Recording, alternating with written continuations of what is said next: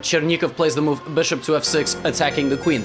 Now, option number 1 for white is to play queen to h6 and repeat moves. Option number 2 for white after bishop to f6 is to maybe play queen g4, d6, get hit, and return home. But Nezhmetdinov is not that kind of player, and after the move bishop to f6, he takes the bishop.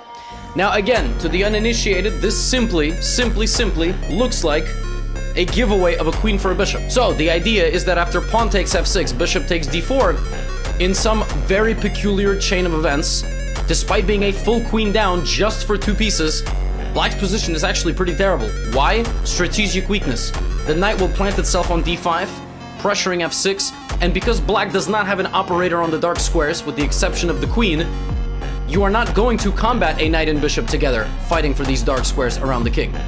An absolutely beautiful strategic concept. Now in the game, Chernikov gave away his knight first. He wanted to play knight takes like this, because now at least Rasheed's knight is gone, but Rasheed just moves the knight right back.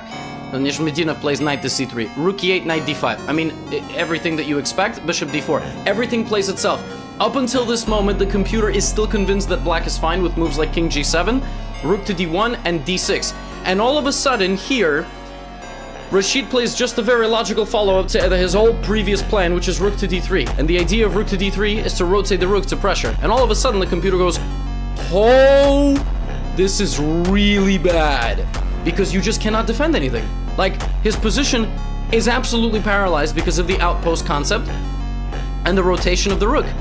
And so we get bishop d7, rook f3, and Chernikov tries to create a little bit of counterplay, but bishop c3 deflects the queen away, and now knight takes f6. It doesn't need this rook, because if you play bishop takes then knight g4, and this rook is hanging, the king is under attack. If, for example, king to f8, and you take, and listen, you crash through. The queen is not the only defender of the king. That cannot happen, okay? The queen needs to be attacking. It was not made to defend, right? And so in the game, we get bishop to e2, which is kind of a vague fork, but after knight h7 and king g8, Nezhmetdinov just finally activated yet another piece.